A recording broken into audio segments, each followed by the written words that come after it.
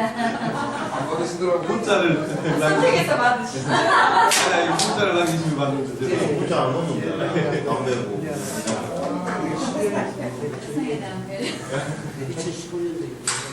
저기 달서구하고 중군가요? 이제 1차 정례 끝났죠? 결산하고 행감을 끝내신 데가 달서하고 그죠? 결산 중이에요. 아직도 결산 중이에요. 오늘 처음 결산하시죠. 이제 뭐 오늘이 10월 14일이잖아요. 그러니까는 이제는 예산을 중심으로 얘기를 하겠습니다. 예산하고 행정상관사가 본격적으로 있을 텐데 결산은 보통 이제 다 끝나가고요. 그래서 예산을 중심으로 해서 오늘 얘기를 하고 오늘은 짧게 얘기를 하고 의원님들이 실제로 궁금하시거나 막 겪는 문제의식들을 막 던져주시면 예, 제가 경험을 살려서 이렇게 최대한 의견을 나누는 시간을 또 갖는 게 어떤가요? 물어봐야 될 것 같아서 일반적으로 막 뜨는 것보다는 그게 더 나을 수도 있습니다. 결산도 살짝. 아, 결산도. 중요한 거. 아, 예, 알겠습니다. 우리 지난번 의원님 처음 뵀나요? 예. 아, 예, 예. 새로 가입하신. 아, 예. 축하드립니다. 예. 예산인데요. 예산의 반대 개념이고 동생의 양면천을 이제 결산이 있고요. 행정사무감사는 의정활동의 이제 꽃이라고 합니다. 그래서 지금 국정감사가 실시되고 있습니다. 그렇죠? 국회에서 하는 건 국정감사고 지방의회가 하는 건 행정사무감사라고 합니다. 그래서 법적으로 기초는 9일 이내고 그다음에 광역은 14일 이내입니다. 국감은 원래 20일 이내였는데 작년에 법을 개정을 해서 30일로 늘렸습니다. 국회의원들이 늘려서 잘 아시겠지만 8월에 분리국감을 시작하려고 했습니다. 8월하고 10월에 국감을 30일을 쪼개가지고 하다가 또 정기국회 하다가 이렇게 하려고 했는데 세월호 참사 관련해서 이제 특별법에 이렇게 이제 원만하게 국회가 합의가 안 되면서 일정에 쫓겨서 지난 10월 7일부터인가 국정감사를 시작했고 그래서 26일까지입니다. 20일 동안 하는 걸로 됐습니다. 지금 한참 하고 있습니다. 국정감사를. 예산부터 말씀드리면서 이제 결산하고 생각 얘기 좀 할게요. 예산은 의원님들 지난번에 말씀드렸듯이 예정된 계획입니다. 2015년도에 우리가 세금을 어떻게 살겠다, 또 얼마 정도의 세금이 겹쳐서 얼마 정도를 어디에다 우선적으로 쓰겠다라고 하는 예정된 계획입니다. 예정된 계획. 근데 이 예정된 계획이 실제로 집행을 해본 게 결산입니다. 집행 결과. 집행 결과를 결산이라고 합니다. 이 집행 결과는 크게 두 가지가 있는데요. 우리 기초 단위에서는 잘 없지만 세입 세출 결산이 있고요. 세입 세출 결산이 있고 재무회계 결산이 있습니다. 결산은 두 가지입니다. 엄격하게 따지면. 세입 세출 결산은 우리가 지금 심사하고 있는 의원님들이 보통 우리 그냥 예산서 그걸 가지고 하시는 걸 세입 세출 결산이라고 그러고요. 재무회계 결산은 지방 공기업에 해당됩니다. 지방 공기업. 예를 들어서 대구 광역시 안에 지금 달서구도 지금 뭐 공단이나 뭐 이런 거 시설관리공단 다 있을 것 같은데 있나요? 자치단체는 없어요. 대구는 없어요. 서울하고 이런 데는 있는데 서울은 대부분 다 있는데 그렇군요. 서울에 분은 있더라고요. 아, 예. 대구는 강력시 외에는 서울구 외에는 예. 그래서 이제 지방 공기업이라 하면 뭐 공사 또는 뭐 그 수도 사업소, 뭐 하수도 사업소 뭐 이런 것들인데 상하수도 업무가 이제 광역 업무니까 주로 없을 거고 이제 공단 같은 거는 시설 관리를 전문적으로 맡기니까 설치할 수 있는데 대구는 아직 설치가 안 돼 있는 데가 많다 이런 거죠. 그래서 이런 지방 공기업은 지방 공기업법을 적용받아서 공인회계사가 결산을 해서 제출을 합니다. 그러면 그냥 그걸로 가름 됩니다. 그래서 의원님들이 따로 들여다보셔가지고 결산을 하시는 게 아니라 공인회계사가 공인회계사법에 의해서 분식 회계를 할 수 없습니다. 요즘은. 옛날에는 막 기업이든 간에 회계법인들이 말이야 이렇게 좀 장난을 쳐주고 뭐 단기 순이익을 높여주고 해서 장난을 쳤는데 지금은 회계사법에 의해서 여러 취소가 되고 막 고발나오고 하기 때문에 공인회계사들이 그렇게 분식 회계를 해줄 수가 없습니다. 결론적으로 재무회계 결산은 지방 공기업에 대해서 공인회계사가 해서 의회 제출이 되겠죠. 의회 제출. 그럼 의원님들이 이 제출된 자료를 보시고 자산이나 부채나 뭐 이런 것들을 확인하시고 또 이제 뭐 지적된 사항들을 체크하실 수가 있습니다. 세입제출 결산은 예전에 말씀드린 결산검사위원이 의장님의 추천에 의해서 본회의장에서 의결을 거쳐서 3명에서 5명까지 법적으로 3명에서 5명까지 임명이 돼서 20일 내지 서울은 35일을 하고 있습니다. 서울시는 20일에서 35일 사이에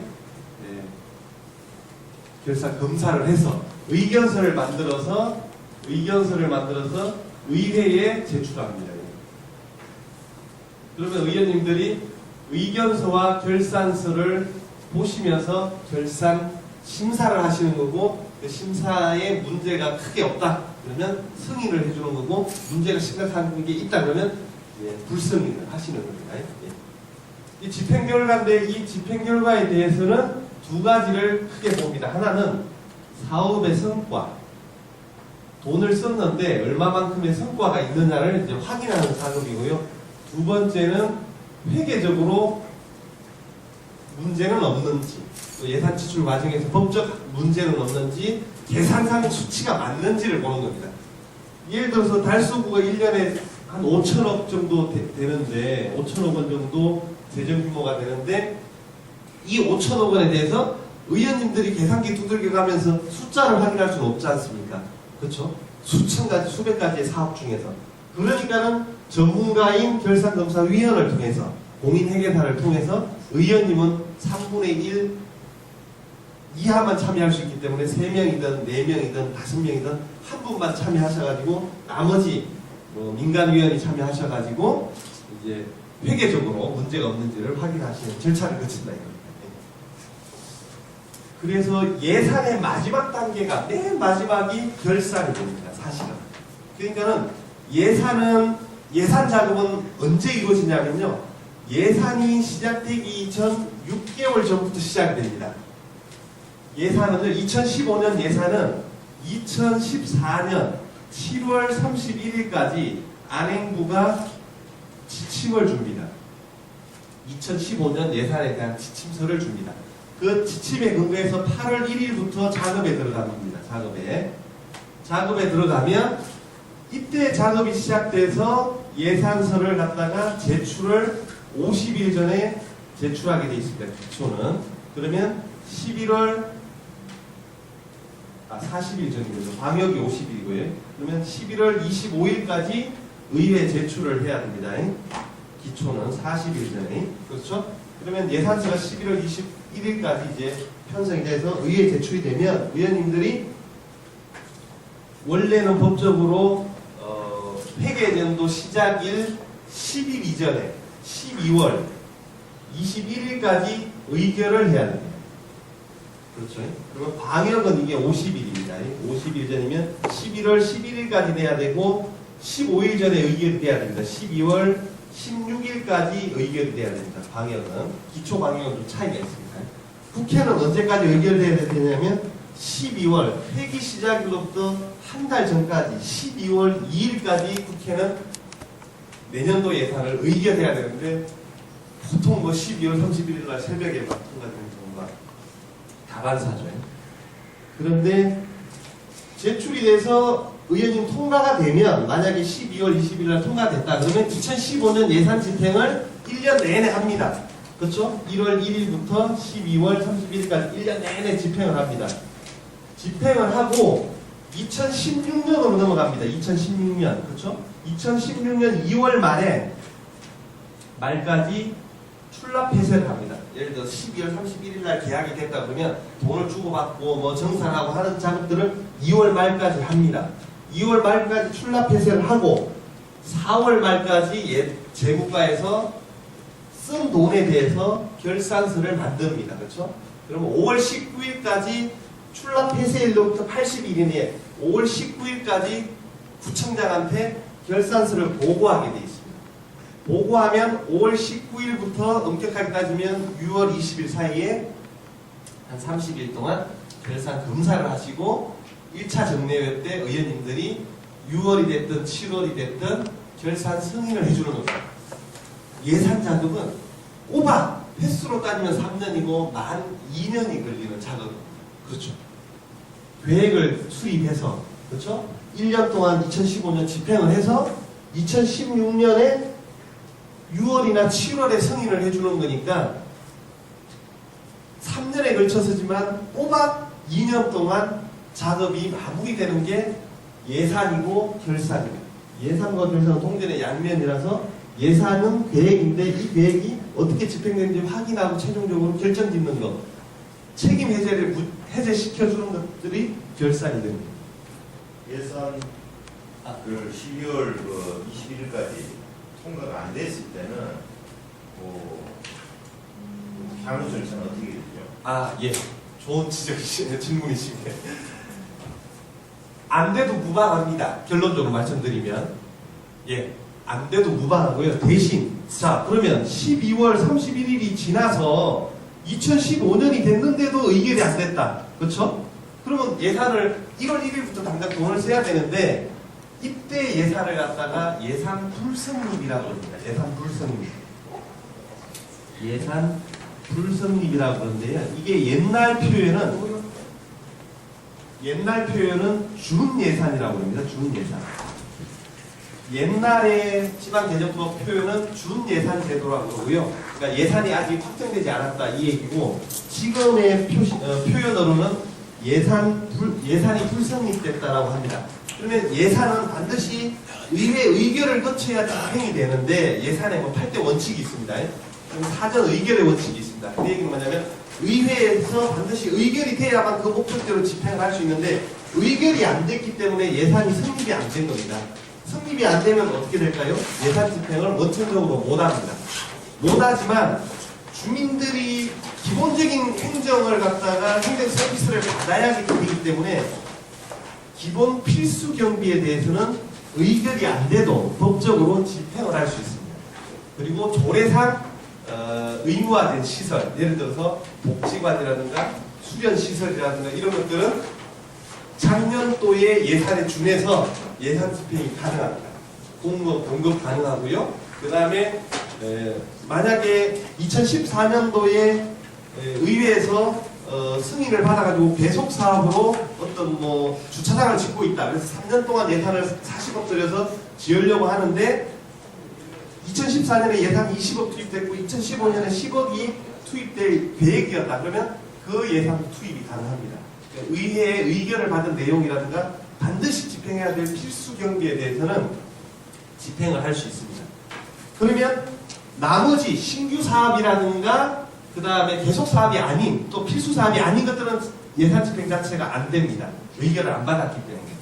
그 부분에 대해서는 예산이 2월에 의결되면 2월 의결 이후로 집행이 되는 거고 3월이 되면 3월 이후로 집행이 되는 거고 그런 겁니다. 그런 사례가 있습니까? 실은 2월, 3월 이때. 제가 알기로는 현재는 없습니다. 보통 12월 말까지. 보통은 12월 말까지 정치적 부담이 너무 크기 때문에 12월 말까지 의결을 국회가 뭐 1월 며칠 날 되는 건 기억나? 국회도 1월 며칠 날 할 수 있습니다. 예. 서울시의회가 이런 적은 있습니다. 자, 제가 사례를 좀 질문을 해주셨으니까요. 지난 2011년 예산을 가지고 오세훈 시장하고 이제 싸웠습니다. 11년 예산을 가지고 오세훈 시장하고 싸웠는데 핵심은 뭐였냐면 무상급식 예산을 넣으려고 했고 우리 민주당에서는 오세훈 시장은 그런 추구도 못 받아주겠다라고 이제 얘기했던 겁니다. 그래서 의회에서 무상급식 예산을 넣어가지고 증액을 한 거죠. 신규 이제 사업을 넣었습니다. 신규 사업이라든가 또 기존의 신규 정확하게 따지면 표현은 신규 비목이 되거든요. 신규 비목이라든가 기존의 예산이 만약에 5억이 왔는데 그걸 갖다가 의원님들이 더 정액해서 7억이든 10억을 정액하는 경우, 그러니까 예산을 편성하는 거는, 그러니까 편성이라는 게 뭐냐면 예산의 계획을 잡는다는 뜻입니다. 그러니까 예산의 계획을 잡는데 이 계획을 잡는 것보다도 변화를 줄 때, 깎는 건 상관없는데 삭감 권한은 오로지 의회 권한입니다. 삭감 권한은 필수 경비에 아닌 한. 그래서 그 사례에 넣었지만 단체장의 업무 추진비를 제로로 만든 의회가 있었어요. 그게 과연 합당한지를 안행부에 질의했더니 그것은 필수 경비가 아니므로 전액 삭감해도 무방하다라고 이제 답변이 온 게 있습니다. 업무 추진비는 필수 경비가 아니에요. 반드시 집행해야 될 돈은 아니에요. 그 업무를 원활하게 하기 위해서 돈을 주는 것이 반드시 있어야 된다는 개념은 아닙니다. 그래서 전액 삭감을 해도 무방합니다. 그런데 기존에 온 돈을 좀 늘린다든가 그 다음에 없는 사업을 추가로 넣을 때는 반드시 단체장 동의가 필요합니다. 동의. 내가 거기에 대해서 인정해주겠다. 동의를 해야 된다. 그래서 보통 뭐 예결위 할 때 보면 구청장이 안 오지만 뭐 기획실장이 와서 뭐 하고 본회의장 가서는 또 단체장 구청장이 나와가지고 정액된 부분에 대해서는 뭐 받아들입니다. 이렇게 얘기를 합니다. 그런데 서울시의회가 무상급식에 대해서는 정액을 하고 오세훈 시장이 한강 르네상스 디자인 사업 이런 걸 다 깎아버렸어요. 깎아버렸더니 이제 오세훈 시장이 열이 받아가지고 동의를 안 해주는 거예요. 동의를 어떻게 안 해주냐면 아예 예산 심사를 상임위를 하는데 기조실장이 이제 보통 뭐 대리로 와서 거기에 대해서 정액에 대해서 무상급식 예산을 예를 들어서 한 4천억 정도 정액했다 그러면 정액에 대해서 동의를 합니다라고 뭐 얘기를 하든지 해야 되는데 회의 자체에 안 오는 거야. 그 다음에 본회의장에 예결이 또 안 오고 그래서 강제로 통과시켜서 본회의장 상정을 했는데 시장이 와서 그럼 정액을 한다, 동의한다, 안 한다 뭐 해야 되는데 아예 오세훈 시장이 그때는 막판에 가서 출석도 안 했습니다. 의회에. 출석을 안 하고 아무 동의 자체를 갖다 구하지 못했습니다.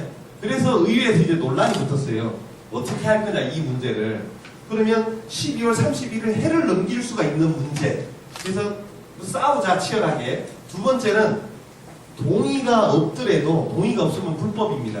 지방자치법 108조에 의하면 127조와 108조에 의하면 사전 동의를 반드시 구하게 돼 있는데 동의를 못 구했으니까 불법이죠. 불법에 대해서 그냥 의결을 하고 일단 가자. 그래서 의결을 하자라고 했습니다. 해를 넘기는 건 너무 정치적 부담이 크니까. 그래서 강제로 의결을 했습니다. 불법이긴 한데 법을 지키지 않았죠. 우리가 지방자치법을. 왜? 정액에 대해서는 동의를 구해야 되는데 동의를 못 구했으니까. 동의를 못 구한 상태에서 강제로 의결을 했습니다. 의결. 일단 이 의결은 유효합니다. 유효한데 집행부로 보냈더니 이송했더니 집행부에서 시장이 제2요구를 해왔어요. 제2요구. 자료에 있는데요. 국회에서는 제2요구가 없습니다. 대통령이나 정부는 국회에서 불법 정액을 했던 동의는 구하게 되어 있습니다. 국회도. 국가재정법상 어떻게 되어 있냐면 정부가 제출한 예산서에서 돈을 더한다든가 신규 비목을 신설하면 당연히 정부의 동의를 구해야 됩니다. 근데 정부가 동의를 안 할 수도 있잖아요. 안 하면 강제로 국회가 통과시키면 국회는 정부나 대통령이 제2요구권이 없습니다. 그냥 그걸로 끝나버려요. 확정. 그런데 기초는 뭐냐면 일반 조례안처럼 예산안도 조례안으로 봐서 제2요구를 할 수 있게 돼 있어요. 그래서 108조에 뭐가 돼 있냐면 지방자치법 예산상 집행할 수 없다고 생각되는 예산이 있을 경우 되게 애매합니다. 귀에 걸면 귀걸이, 코에 걸면 코걸이 그냥 뭐 속된 말로 뭐 기분 나쁜 나 이거 못하겠어 하면 그냥 제2요구할 수 있는 거예요. 명확하게 어떤 경우에 제2요구를 하라는 개념이 아니라 예산상 집행할 수 없는 예산이 포함되어 있을 경우 이런 식으로 되어 있어요. 아주 두리뭉실하게 모호하게 되어 있어요. 그럴 때 지방자치법 108조에 의해서 제2요구를 할 수 있습니다. 그래서 제2요구를 해왔어요. 어떻게 했어요? 서울시의회가 제2요구를 해왔는데 그러면 일단 제2요구를 받으면 제적의원 3분의 2의 동의가 필요합니다. 그러면 당시에 민주당이 3분의 1을 넘었습니다. 그러면 제 요구를 재의결할 수 있습니다. 재의결하면 확정이 됩니다. 확정. 다시 또 이제 의결이 의미가 있습니다. 그러면 오세훈 시장은 단체장은 어떻게 할 수 있냐면 대법원에 제소를 할 수 있습니다. 대법원 제소. 이 절차를 밟아버리면 서울시의회가 완패합니다. 왜? 법적으로 불가능한 것들을 의결해서 계속 진행을 시켰기 때문에 대법원 제소를 해서 만약에 판결을 받아버리면 서울시의회가 완패를 하게 돼 있습니다. 현행 법상 좀 억울하지만 왜? 국회는 그런 게 없는데 지방의회는 그 조항이 있으니까요. 그래서 서울시의회가 재의결을 안 했습니다.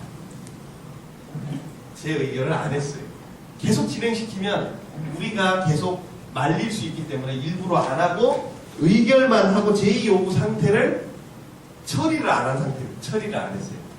그래서 2011년 10월 26일 날 박원순 시장이 보궐선거로 당선되셔가지고 첫날 하신 게 뭐냐면 예산안 제2요구 철회예요. 예산안 제2요구 철회를 했습니다. 철회를 하고 무상급식 시작하고 그 시립대 뭐 반값등록금 시작하고 뭐 이렇게 했습니다. 여기서 말씀드리고 싶은 건 뭐냐면 우리 지방자치법이 이렇게 아직도 우리 지방의회 권한이 힘없이 형편없이 돼 있다 이런 얘기를 제가 말씀드리고 싶습니다. 국회의원들이 이런 거 없어요. 제2요구권 정부가 안 가지고 있기 때문에. 이게 사실상 보면 지방자치법 39조랑 배치됩니다. 왜 배치되냐면 지방자치법 39조에 지방의회 의결권한 11가지가 있어요. 1번이 조례 제정 개정 폐지입니다. 2항이 뭐냐면 예산 심의 의결이에요. 아니 지방자치법 39조에는 예산의 심의 의결권을 지방의회가 부여를 했는데 정작 108조에 가서는 예산 상무 집행할 수 없는 예산이 포함되어 있으면 제2요구할 수 있다. 이렇게 또 상충되게 만들어 놓으니까 말이 안 되는 거죠. 사실은. 이게 여기서 누가 국회의원 되시면 그 108조 빨리 드러내야 돼요. 삭제예요. 삭제. 강사 선생님 저는 지방자치에 뼈를 묻고자 하는 사람입니다. 예. 자, 하나 또 넘어가 보겠네. 제2요구. 예. 자, 그래서 예정된 계획이고, 그래서 결산. 그래서 예산과 결산은 지난번에도 말씀드렸지만 3년 동안, 2013년은 결산이고요. 현재 우리는 2014년인데 예산이 진행되고 있습니다. 그렇죠? 연말까지 아직 확정은 안 됐지만, 마무리는 안 됐지만, 그리고 우리는 좀 있으면 또 2015년 예산을 다루게 됩니다. 그렇죠? 그래서 우리는 3년 동안의 재정 개념을 머릿속에 항상 염두에 두셔야 된다. 그래서 3년 동안 계속 반복적으로 이 사안이 돌아가기 때문에 항상 의원님들은 결산과 예산이 피드백되게 만들어 주셔야 되고 이 과정에서 행정사무감사나 일상적인 자료 요구를 통해서 이 작업들이 원활하게 될 수 있도록 자료 요구를 수시로 하셔가지고 체크해 주시고 견제하셔야 된다는 얘기입니다.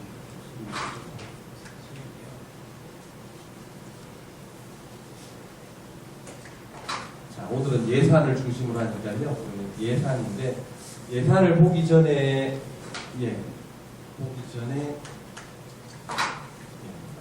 재정을 먼저 볼게요.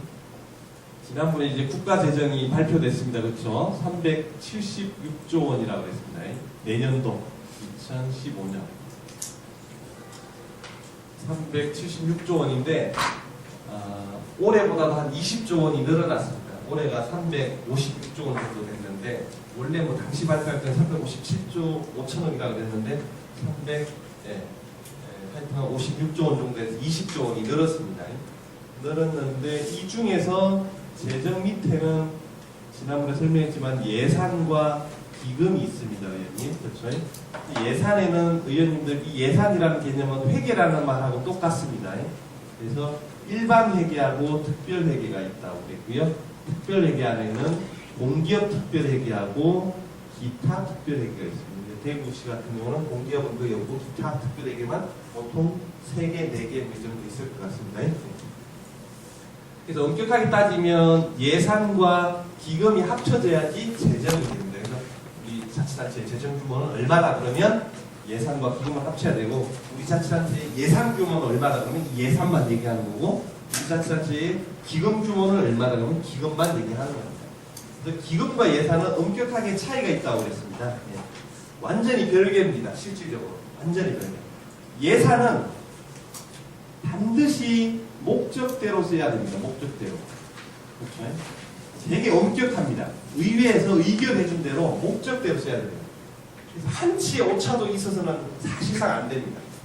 단 예외 규정들이 몇 가지가 있는데 그 예외 규정들은 나중에 설명을 할 텐데, 이런 예외 규정들을 집행부가 법적인 한도 내에서 하면 좋은데 법적인 한도를 넘어서는 경우가 있기 때문에 의원님들이 결산이든지 행정사무감사를 통해서 예산 집행에서의 목적대로 쓰여지는지를 확인하시는 게 되게 중요합니다. 집행부는요, 집행만 하는 부서예요. 엄격하게 따지고 우리가 의결해준 대로 쓰기만 해야 돼요. 그걸 자기들이 마음대로 우리가 자기들이 심의권을 가지고 변경하면 안 된다는 겁니다.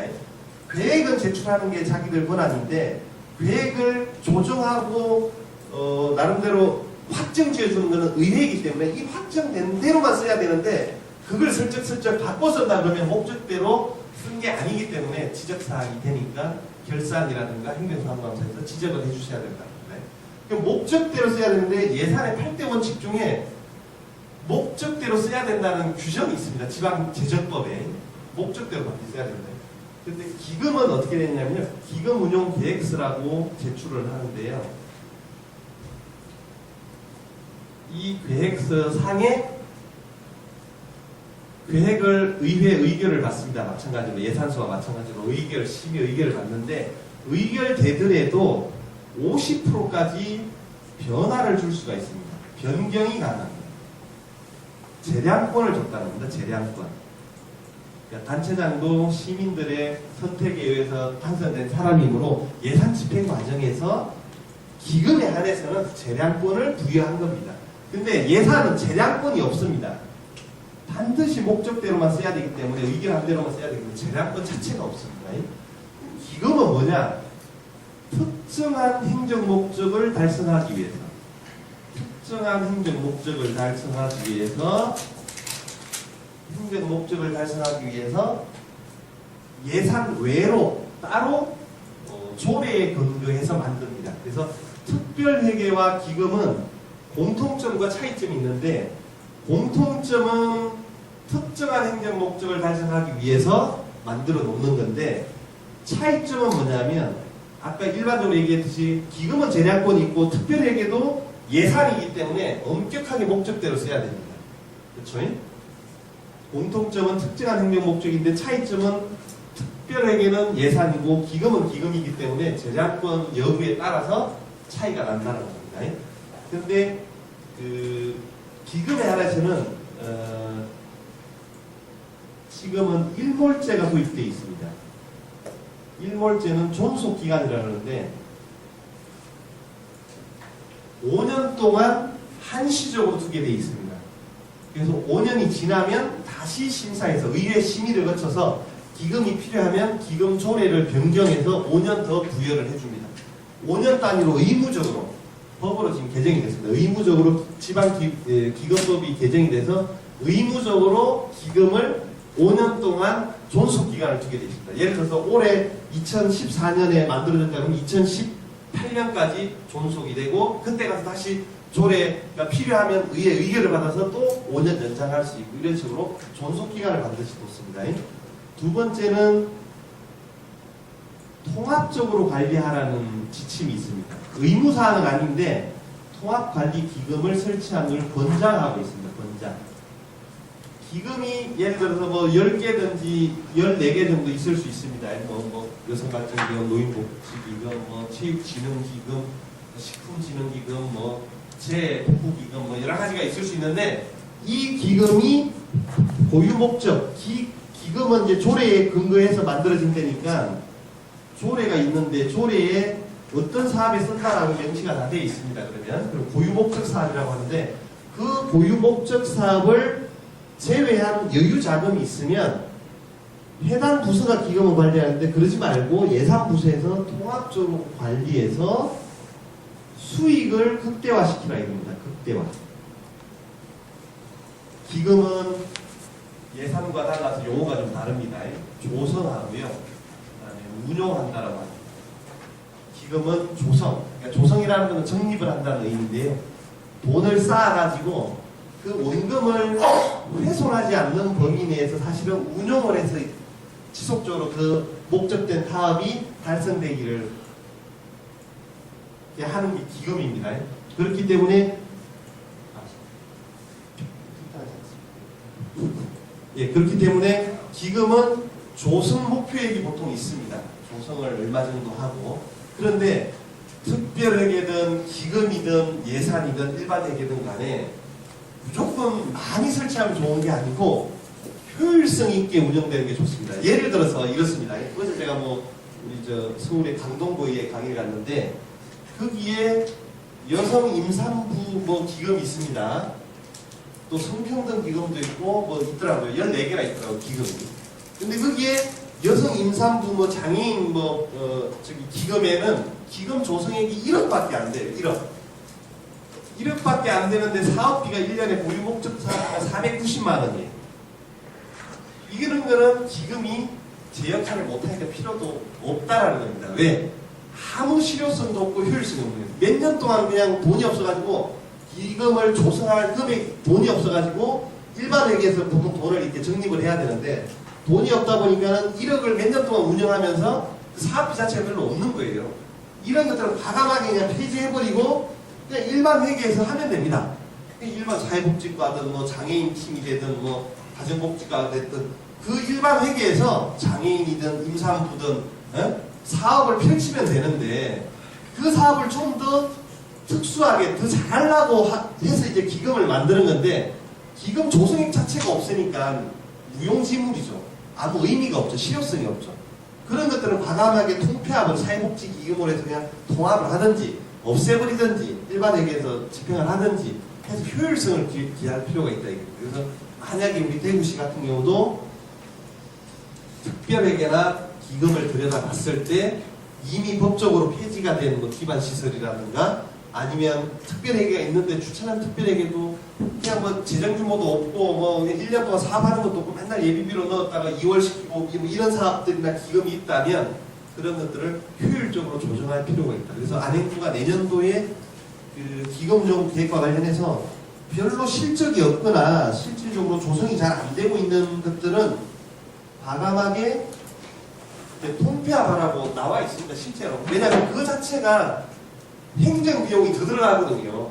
이걸 주머니를 많이 만들어 놓는다 해서 효율성이 높아지는 게 아니라 오히려 규모의 경제학이라는 게 있지 않습니까? 뭔가 돈도 없는데 기금만 만들어 놔봤자 이게 괜히 그냥 행정력만 낭비되기 때문에 실효성이 없다 이겁니다. 그래서 이런 것들도 의원님들이 체크해 주시면 좋을 것 같다. 재편하는 거. 그 기금 같은 경우는 의원님들이 조례를 발의해서 기금을 조례상 형성하게끔 해서 그런 기금이 만들어진 거 아니에요? 임산부라든가 성평등 여성 문제 이런 것들을 여기서 이제 맞습니다. 의원 발의가 있을 수는 있는데요. 의원 발의하고 이제 집행부 제출이 있습니다, 의원님. 그런데 통상적으로 지금은 뭘 많이 따지냐면요. 집행부의 고유한 권한이 있을 수 있습니다. 그게 뭐냐면 기금이라든가 특별회계 설치 같은 경우는 집행부 단체장의 의지와 정책 의지가 있어야 됩니다. 이런 것들은 사실상 의원 발의를 하는 것보다는 집행부에서 제출하는 게 원칙적으로 맞습니다. 근데 이제 가끔 가다 보면 우리가 이제 서울시의회 같은 경우도 의원 발의로 뭘 하려고 합니다. 지금 뭐가 있냐면 예를 들어서 생활임금이라는 게 있습니다.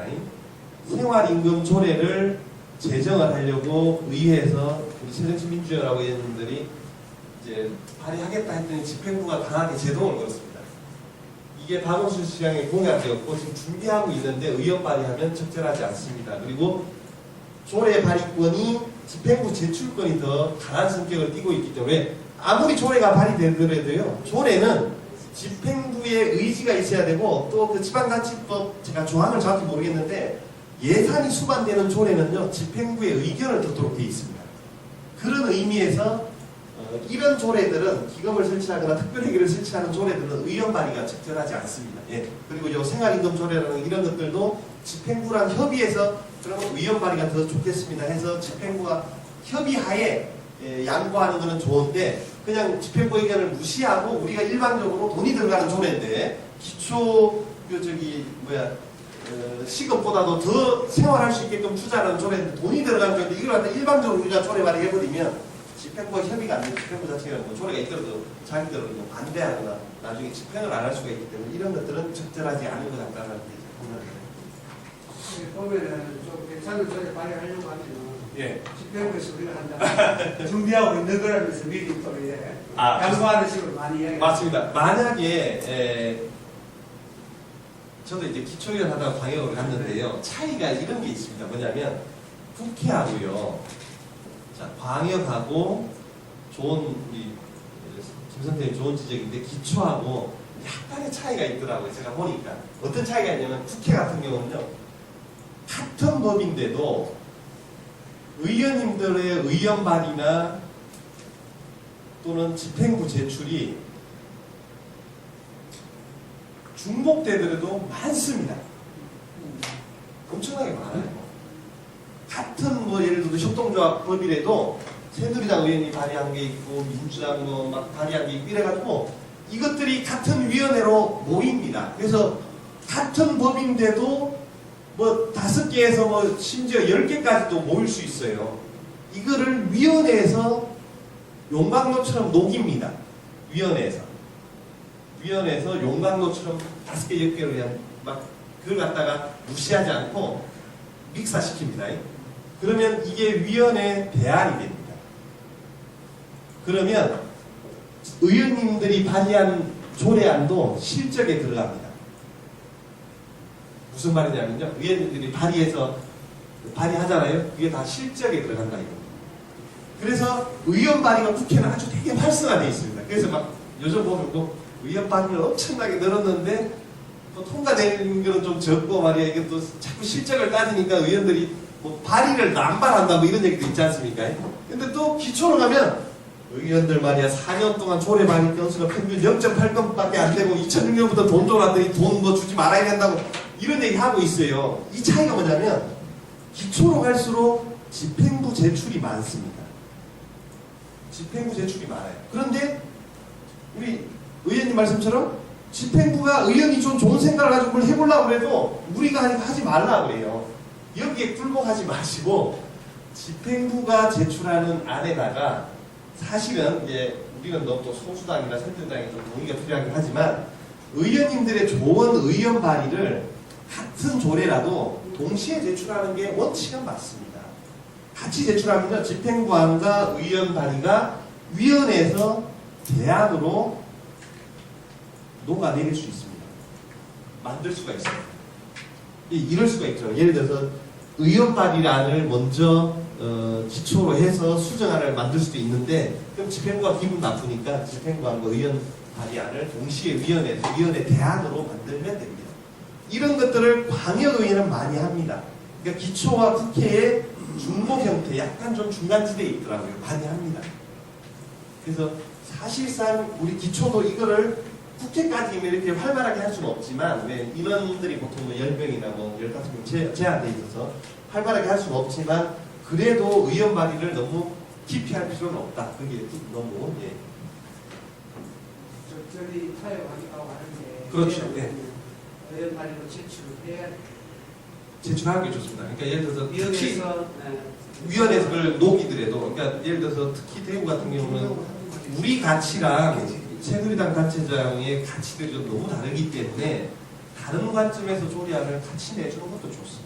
그러면 뭐 공청회를 한다든가 아니면 시민단체랑 협의하셔서 조례안을 물론 지난번에 뭐 주민 참여 뭐 기본 조례가 막 통과가 안 되긴 했던데 그래서 조례 발의 인원수가 된다는 것만. 아 대단한 거죠. 예, 맞습니다. 옛날에는 조례 발의 자체가 안 됐어요. 서명 안 했어요. 그래서 이제 재정에는 예산과 기금이 있는데 기금은 일몰제 적용이 되고 통합관리기금을 장려하고 있고요. 그 다음에 기금은 50%까지 변경이 가능합니다. 그래서 여기 예산편성 지침에 보면요 이렇게 나와 있습니다. 예를 들어서 식품진흥기금이다 그러면 이 그리고 50% 기준이라는 게 뭐냐? 주요 항목에 50% 이하까지는 변경이 가능한데 이상은 안 되지만 그러면 예를 들어서 식품진흥기금에 이런 게 있을 수 있습니다. 주요 항목에 첫 번째 뭐 모범업소 또 예를 들어서 간판을 새로 달아줄 수 있는 게 있고요. 그 다음에 뭐 단속을 나갈 수가 있습니다. 위생단속을 나갈 수 있는데 이 사업비가 만약에 두 개가 있는데 만약에 1억이고 요게 또 1억이라고 치면 그러면 이럴 경우에 2억에 대한 50%를 얘기하는 거냐 아니면 개별 항목의 50% 이상일 때 의회에 다시 동의를 받으라는 거냐 이게 헷갈릴 수가 있지 않습니까? 그래서 이 기준에는 어떻게 되냐면 개별 항목의 하나라도 50%를 사업 변경이 이루어지면 승인을 받으라는 겁니다. 그 기금 변경안을 승인을 받으라는 겁니다. 예를 들어서 이렇습니다. 1억인데 1억 4,900까지 가능합니다. 그렇죠? 위생단속도 1억 4,900까지 가능합니다. 그런데 요거는 변동이 없는데 요게 1억 6천이 됐다. 그러면 변경안을 제출해야 된다는 겁니다. 의회 동의를 받아야 된다는 겁니다. 개별 항목별로 50%를 하나라도 넘으면 변경안을 제출해야 되고 변화들이 좀 변화무쌍하긴 한데 개별 항목별로 50%를 다 넘지 않았다 그러면 변경을 의회 승인을 안 받아도 되는 그렇게 기준이 나와 있습니다. 그래서 주요 항목의 금액의 50% 변경입니다. 예. 좋습니다. 그래서 여기서 조금 보실 거는 뭐냐면 일반 회계와 특별 회계와 기금이 서로 중첩되는 과가 있을 수 있습니다. 예를 들어서 사회복지과 같은 경우에 뭐 의료급여 특별회계라든가 그다음에 기금에 또 뭐 사회복지 기금하고 또 사회복지과에 또 의료 수급자들에 대한 뭐 예산이 있을 수 있습니다. 이 세 가지가 중복됨이 없는지 또는 효율성 있게 운영되는지를 기금이 있는 부서와 특별회계가 있는 부서는 일반 회계와 비교해야 된다는 게 좀 난해한 문제입니다. 무슨 얘기인지 아시겠죠?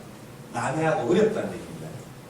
예를 들어서 제가 지난번에 어디 자치구에 갔더니 기금이 있는데 사회복지기금에 노인복지 계정이 있어요. 그러니까 노인복지 기금이 있어요. 그게 보면 뭐 파숙장기대회를 하고 뭐 경로잔치를 하고 막 거기에 기금에서 쓰더라고요. 그런데 실제로 또 일반 회계에서도 경로잔치라든가 이런 부분이 있을 수 있기 때문에 의원님들의 꼼꼼하게 목적대로 써야 되는 예산에서 좀 끌끄러운 것들을 기금에서 슬쩍슬쩍 변경하거나 떼쓸 수 있다 이겁니다. 왜? 50%까지 변경이 가능하니까 예산에서 잘린 것들을 쉽게 말씀드리면 기금에서 변경해서 쓸 수도 있더라 이겁니다. 그래서 기금을 잘 들여다보셔야 된다. 변경이 가능하니까. 근데 저번에 2015년부터는 그 행사성 예산은 이제 한꺼번에 묶어가지고 결산하고 변경되는 것 같아요. 내년부터 행사성 경비요. 지금은 같은 행사라도 지금 그 예를 들면 우리 수성구 두면 예. 식품위생과도 경비가 있고요. 네. 문화체육과도 경비가 같은 행사인데 수성구 같은 행사인데. 예. 그렇게 붙어져 있거든요. 그래서 행사 이번에 행안부 기준에 보니까 2015년은 모든 행사성 비용은 한 사건으로 묶으라고 그렇게 지침이 만든 걸 제가 본 적이 있거든요. 그리고 장기 대회 같으면 한꺼번에 묶어야 된다. 내년부터. 한 부서에 노인을 관리하는 부서가 있을 거예요. 담당 부서가. 결산에는 네. 한 부서로 네. 문화체육과하고 지금 그 식품위생과에 있더라도 예. 페스티벌 플러스 그 김밥말이라고 있거든요. 예. 그걸 나눠져 있어요. 나눠져 있으니까 이제 모르는 거죠. 예. 전체 토탈 모르는데 이제 하여튼 제가 하여튼 그거보다 2015년부터는 행사성 비용은 묶어서 결산하게끔. 예. 행사 경비를 안행부가 통제를 하고 있습니다. 그래서 행사 축제성 경비를 통제를 하고 있기 때문에 이제 의원님 말씀이 이런 겁니다. 만약에 무슨 뭐 페스티벌 축제가 있는데 문화체육과의 예산도 있을 수 있고 또 거기에 참여하는 다른 부서가 뭐 식품위생과에서 또 예산을 넣어놓고 행사 경비를 이중으로 넣어놨다 이런 얘기죠. 그러면 앞으로는 문화체육과가 주관 부서다 그러면 문화체육과의 페스티벌 예산 안에 세부 사업으로 다 일괄적으로 넣어서 이제 결산을 하라 이겁니다. 원칙은 이게 맞습니다. 이게. 예. 지금 분리하기 좀 약간 좀 이상할 수 있습니다. 예. 예를 들면 아직 그런 식으로 결산 안 하는 아니 내년부터 그렇게 하라고 행안부 지침이 그렇게 내려왔더라고요. 이거 예산 세울 때부터 그냥 한다. 예, 세월 때부터 예. 근데 원래는 올해도 예산을 세울 때는 아까 예를 들어서 이거 아닙니까 저희 우리가 세부 사업으로 사업 예산 제도로 바뀌었거든요. 사업 예산 제도라는 게 뭐냐면 정책 사업, 단위 사업, 세부 사업을 하는데 이 세부 사업별로 명세서가 있습니다. 의원님 그렇죠? 예산서에 보면 세세하게 사업의 목적, 기간, 뭐 돈은 얼마 들고 목적이 뭔지 해가지고 명세서가 있는데 상세하게 이제 명세서가 나오는데 세부 사업별로 모든 것들은 관리하게 되어 있기 때문에 세부 사업에 페스티벌이 들어있으면 사실 그 안에 단어가 들어가야 됩니다. 네. 지금은 근데 안 그렇게 지금 이제 문제인 것 같습니다. 제가 볼 때는 내년부터 예산 지침이 나오는 게 아니라 지금부터 잘못됐다 이겁니다. 예. 자, 딴 데도 다 그렇게 돼 있을 겁니다. 아, 그렇군요. 페스티벌 예산 2억 7천, 김밥 말기 7천이 딱 한 행사인데 나눠져 있어 다별로. 의원님들 요거요 몇 번씩 보셔야 됩니다. 저도 몇 번씩 보거든요. 근데 이게 그 저도 봤다고. 내년에 변경된 내용이 또 몇 가지 있어요. 그래서 의원님들이 이거를 의원님들한테 다 하나씩 나눠주게 돼 있습니다. 왜냐하면 예산 편성 요청하니까 좋겠다. 왜 그래요? 의원님들한테 자동으로 줘야 됩니다. 왜냐하면 예산 편성 지침이기 때문에 의원님들하고 집행부 예산부서는 이게 자동으로 가게 돼 있는 거예요.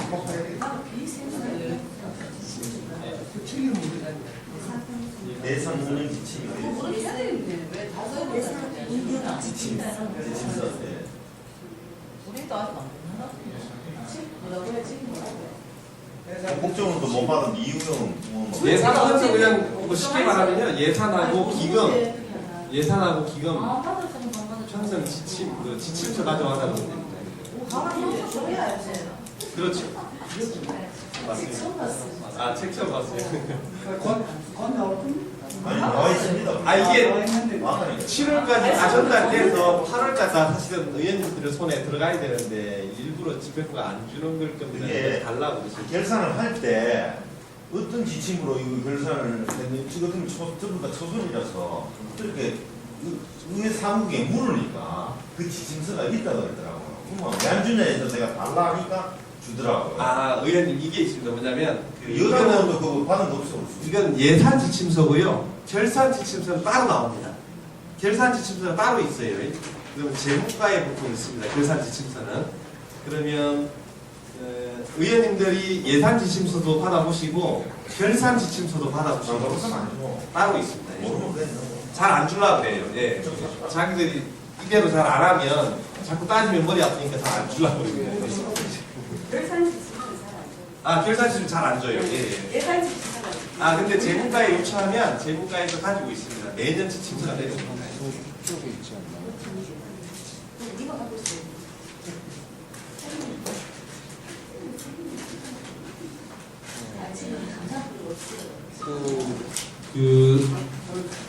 의원님 예산인데요. 예산을 다루실 때 예산에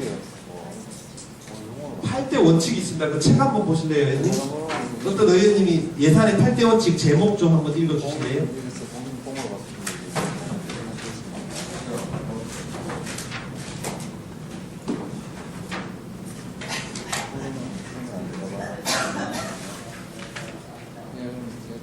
예산의 원칙, 1번 뭐예요? 공개의 원칙, 네, 공개의 원칙. 2번 뭐예요, 의원님? 회계연도 독립의 원칙, 네, 독립의 원칙. 3번이 건전재정 독립의 원칙, 선전재정. 예. 4번이 의원님 예산의 목적의 사용 목적의 사용 원칙. 예산 총 계수의 원칙, 총계주의라고 합니다. 총계주의 원칙. 6번이 사전 의결의 사전 의결. 7번이 한정성의 원칙. 안정성의 원칙. 8번이 사전 절차 이행 원칙. 사전 절차. 135. 예산의 의원님 8대 원칙이 있습니다. 예산의 8대 원칙. 예산의 8대 원칙. 의원님들 이제 의원님이 되셨으니까 적어도 이 두 가지 법은, 세 가지 법 정도는 자주 좀 보셔야 됩니다. 뭐냐면 지방자치법, 그렇죠? 꼭 봐야 됩니다. 1년에도 수십 번 바뀝니다. 지방자치법. 두 번째 지방재정법. 게 뭐야? 세 번째가 기금관리법을 보셔야 됩니다. 네. 그러니까 이 법은 사실은 의원님들이 인터넷에 들어가면요, 요즘은 다 서비스 제공이 잘 됩니다.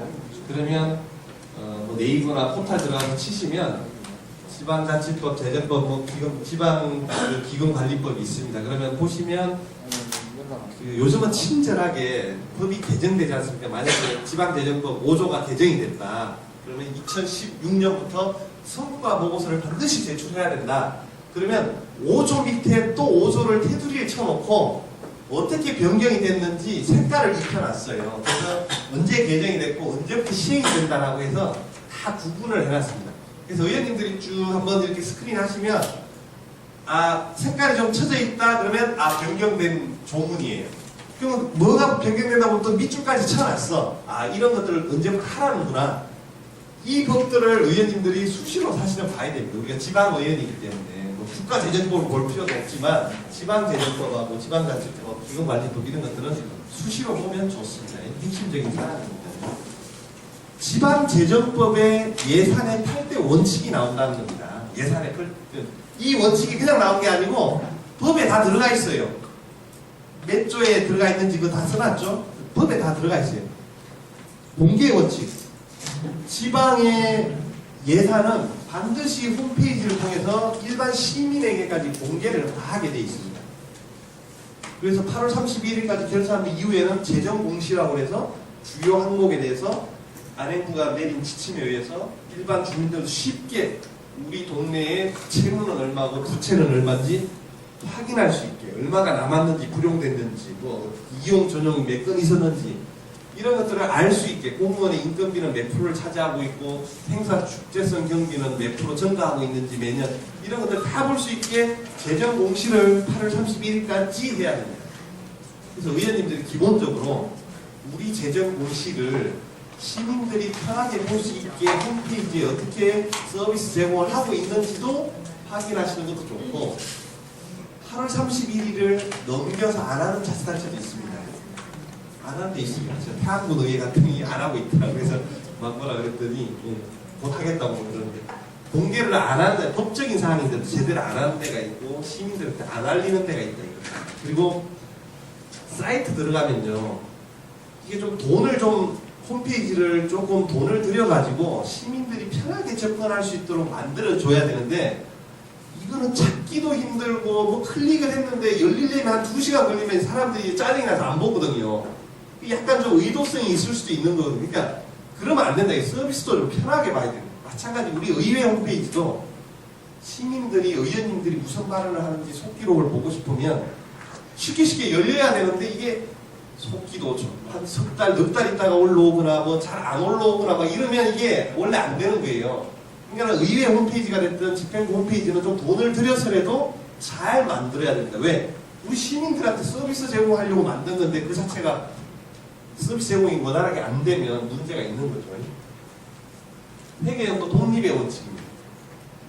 이 얘기가 뭐냐면, 모든 회계는, 행정회계는 1월 1일부터 시작해서 12월 31일 날 끝나고, 모든 세입은 그해 연도에 들어왔고 그해 연도에 쓸 돈은 그해 연도에 반드시 써야 된다, 뭐 이런 겁니다. 근데 예외가 있겠죠. 2월 되는 것들이 있고. 건전하게 재정을 운영해야 됩니다. 지난번에 얘기했듯이 반드시 예산은 양입 제출의 원리에서 들어온 만큼 써야 됩니다. 양입 제출, 그렇죠? 이게 헤아릴 양자라고 해서 들어온 것을 헤아려서 쓸 돈을 지출한다. 양익 제출의 원리입니다. 양익 제출. 정부는 뭐냐? 양출제입입니다. 정부는 양출제. 정부는 양출제. 정부는요 내년도에 빚을 내더라도 경기 부양을 해야 되겠다. 그러면 빚을 내서 씁니다. 그래서 내년도가 376조 원입니다. 얼마 빚을 내요? 20조 원을 빚낸다는 거예요. 근데 올해 이 중에서 예산이 한 270조 원 정도 되고요. 기금이 100조 원 정도 됩니다. 정부가 대략. 기금하고 예산을 합쳐서 이제 재정이라고 그랬습니다. 그런데 이 중에서 270조 원 중에서 국세가 내년에 220조를 생각한다는 거예요. 국세가 14가지가 있다고 했습니다. 14가지. 지방세는 11가지가 있습니다. 국세 14가지가 220조 원이라고 그랬는데 올해는 그럼 얼마냐? 아까 56조 원인데 이 중에서 국세를 206조 원으로 생각을 하고 있습니다. 그런데 의원님들 유심히 언론 보신 분들은 최근에 발표된 자료에는 7월 말까지 206조 원의 목표를 한 국세가 얼마만큼 그치고 있느냐 이걸 세수 진도율이라고 합니다. 그게 7월 말에 58.2%가 그쳤다고 합니다. 그러면 작년하고 그 전년도는 얼마 됐느냐? 61에서 65% 정도 그쳤다고 합니다. 그럼 거기에 비하면 훨씬 못 미친 거죠. 작년에 61% 그쳤는데 거기에 못 미쳤어요. 작년에 얼마 결손이 났냐면 8조 5천억이 빵꾸 났어요. 8조 5천억. 그러면 작년에 61%가 7월 말에 그쳤는데 8조 5천억이면 추산을 해봤더니 올해 12월까지 얼마가 빵꾸 나냐면 12조 5천억이 빵꾸 난다는 거예요. 자, 목표는 206조 원을 잡았는데 실제로 12조 5천억이 세수가 안 들어온다는 거예요. 그러면 이 돈에 이 국세가 이제 14가지인데 관세를 뺀 13가지가 내국세라고 그러는데 내국세. 관세, 내국세와 관세를 합친 게 이게 총국세입니다. 근데 내국세는 13가지 세목인데 관세는 하나고 이 13가지의 부가가치세, 뭐 소득세, 법인세 뭐 이런 것들 다 합친 게 내국세인데 이 내국세의 19.24%가 지방교부세입니다. 20.27%가 지방 교육재정입니다. 자, 39.51%가 이제 지방으로 내려가는 거예요. 쉽게 말해서 40%가 지방으로 내려가는데 206조 원일 때 지방에 내려오는 돈과 8조나 12조가 덜 거쳤을 때 내려오는 돈은 변화가 있다는 겁니다. 그러면 우리 대구에도 기초자치단체에 지방교부세가 내려옵니다. 그게 적게 내려온다는 거예요. 그러니까 국가재정과 지방재정은 긴밀하게 연동되어 있어서 경기가 어떻게 흘러가는지, 경기가 장기 침체로 들어가는지, 뭐 바닥을 찍고 그냥 호황으로 들어섰는지 이런 것들을 의원님들이 경기에 대한 개념까지도 가지고 있어서 예산 심의에 들어가야지 예산 심사 과정에서 올해 그래 뭐 달수도 뭐 부동산값 제일 많이 오르고 그래가 좋아서 그래 뭐 재산세가 많이 들어왔다. 내년에 또 그런다는 보장이 있느냐 없느냐에 대한 경기 변동에 대해서 의원님들이 추세와 흐름을 가지고 세계적인 경기 흐름까지도 머리에 염두에 두시고 예산 심의에 들어가서 집행부를 논리적으로 따져야지 좀 계산을 좀 추계를 보수적으로 해라. 뭐 계속 성장할 걸로 생각하다가 서울 봐봐라. 서울이 2008년 이후에 급속히 꺾였어요. 그래서 취득세가 3조 5천억이 노는 게 2조 6천억, 뭐 1조 원이 날라갔어요. 서울 같은 경우는 지금 이제 막 뭐 최경환 뭐 경제부총리가 뭐 온 돈을 쏟아부어가지고 부동산 경기 활성화시킨다고 막 우리 그 저 취득세 연구 감면까지 시켜가면서 지방 재정인데 자기 마음대로 그냥 50% 감해가지고 막 뭐 경기 부양을 한다고 해서 조금 살아났긴 했습니다 지금. 그리고 오늘 뭐 뉴스에 보니까 작년 대비해서 한 51.6%가 거래가 활성화되고 있다라는 거예요. 거래 활성화되면 세금은 좀 들어오겠죠. 더 들어오겠죠. 그런데 그게 과연 약발이 금방 끝날 수도 있고 이게 지속될 수 있는데 제가 봤을 때 지속되기는 쉽지 않아요. 우리 가계부채가 너무 많아서 이게 지속되기 힘들다. 지금은 빚내가지고 아파트 담보로 해서 생활비를 쓴다는 거 아닙니까? 옛날에는 아파트 담보로 해서 집을 샀어요. 그래서 이게 시세 차익을 노렸는데 지금은 그게 아니라 IMF보다 더 힘들어가지고 계속 가계부채가 늘었는데 그 원인을 분석했더니 집 사서 느는 게 아니라 아파트 담보로 생활비를 빌려 쓰고 있다는 거예요. 실질 소득이 늘지 않고 있기 때문에. 이런 것들이 뭐 세계적으로 우리나라가 뭔가 경제 제2의 그래서 2016년에 다시 제2의 IMF가 온다라고 보고하는 학자도 있습니다. 외국에서. 제가 볼 때는 그냥 뭐 시절 좋다고 해서 춤출 때가 아니다 이겁니다. 그래서 하여튼간 건전 재정 운영의 원칙에 근거해서 국가 재정의 흐름을 보시고 이게 지방 재정하고 다 연관성이 있다는 것을 의원님들은 염두에 두셔야 합니다.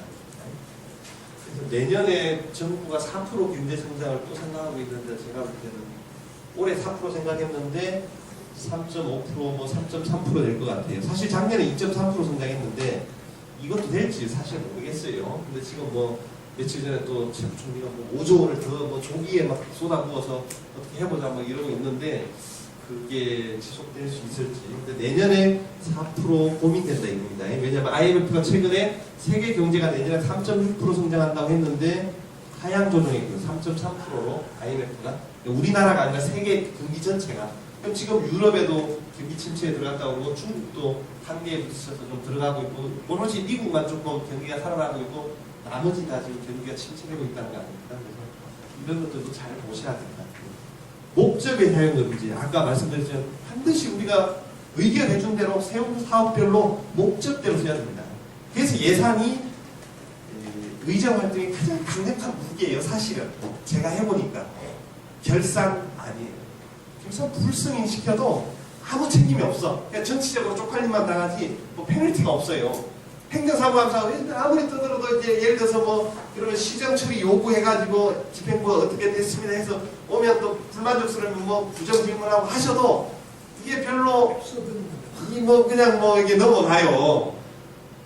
오로지 사실은 예산에서 삭감하는 권한이 나에게 주어진 가장 강력한 무기예요. 삭감. 그래서 가끔 가다가 제가 지난번에 교육청 재정이 하도 어려워서 얘기를 들어가서 공무원 봉급이 매년 인상 기준액이 나옵니다. 근데 지금 교육청 의원님들 보시면 알겠지만 교육감들이 기자회견을 해서 내년에 누리과정 예산 편성 안 하겠다고 합니다. 전쟁이 벌어졌어요. 지금 지방하고 중앙정부의 전쟁이 이제 몇 번씩 시작되고 있습니다. 지금 여러 번 시작되고 있는데 무상보육부터 무상급식부터 시작해가지고 뭐 여러 차례 이제 전쟁이 시작됐는데 내년에는 누리과정 가지고 이제 교육감하고 지방교육재정하고 중앙정부랑 이제 싸우기 시작했습니다. 어떻게 결판날지는 모르겠는데 되게 제가 볼 때는 좀 흥미진진합니다. 왜냐하면 지방재정이 벼락 끝으로 내몰릴 대로 내몰려가지고 이제는 더 이상 물러설 곳도 없어요. 그러니까 내가 볼 때는 편성 자체를 안 할 가능성이 많습니다. 그리고 우리 서울시의원들 중에서도 새정치민주연합 의원들은 거의 뭐 한 90% 이상이 편성하지 말자는 주장입니다. 이게 실질적으로 편성 안 될 경우가 있습니다. 근데 이제 국회에서 정부가 어떻게 제출을 취해서 어떻게 나올지는 모르겠는데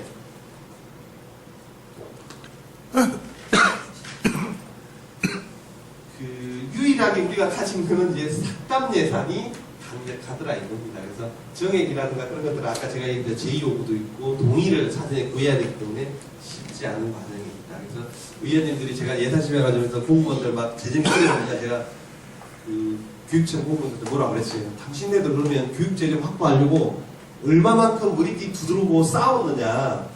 사실 교육공무원들은요 제일 안 싸워요. 제일 그냥 그 뭐라 그럴까 보신주의예요. 자기 몸만 보호하려는 사람이에요. 일반 행정공무원보다 훨씬 더 수준도 떨어지고 이 전투력이 약해요. 지방교육 재정을 확보하려면 뭐 머리띠라도 두드리고 중앙정부에 싸우고 해야 될 거 아닙니까? 절대 안 그래요. 그래서 제가 그랬어요. 당신네들 봉급 동결하겠다면서. 그랬더니 막 자기 봉급은 동결한다는 했더니 난리가 났어요. 이게 의원님 뭐가 필요합니까? 와가지고 제발 그 얘기를 하지 말라는 거예요.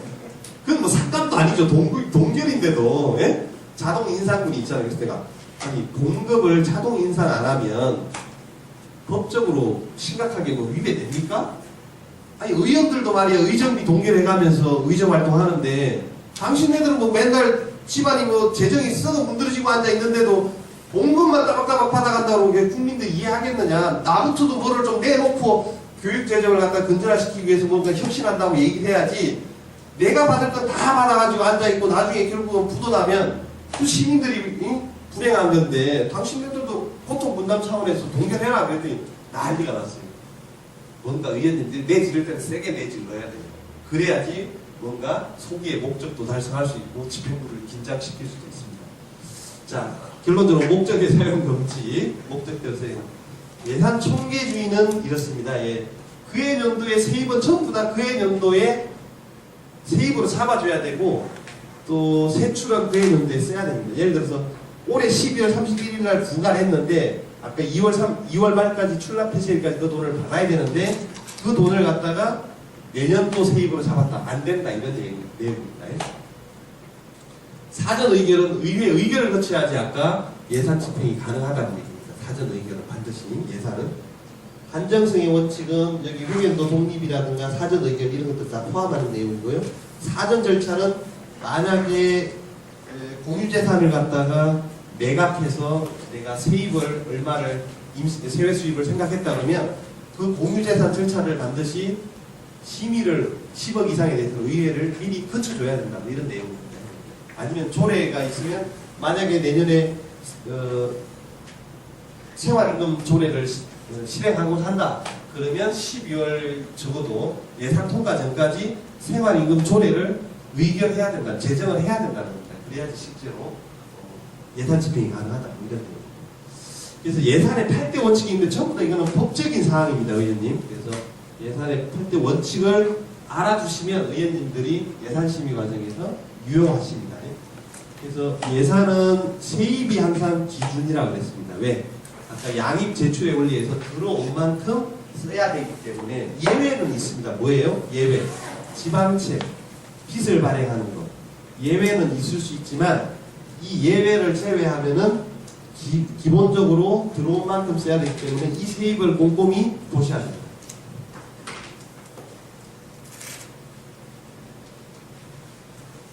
세입을 보는데 의원님 세입은 많지 않습니다. 세입과 세출은 그 구성 체계가 다른데요. 세입은 장, 관, 항으로 이루어지고요. 세출은 정책사업, 단위사업, 세부사업으로 이루어집니다. 그래서 세입은 장, 관, 항으로 이루어집니다. 그래서 의원님들 예산서 보시면 이 장이 7개밖에 없습니다. 100번, 뭐 지방세 이렇게 나옵니다. 그래서 지방세 안에서는 또 뭐 110번, 뭐 120번 이렇게 숫자가 이제 1단까지 계속 내려갑니다. 그러면 장, 관, 항으로 계속 깊이 들어간다는 얘기입니다. 그래서 장이 100번, 그 다음에 200번, 뭐 세외수입, 그렇죠. 세외수입, 300번, 뭐 지방교부세. 지방교부세 법이 아까 있어서 거기에 내국세, 국세 14가지 중에서 하나를 제외한 13가지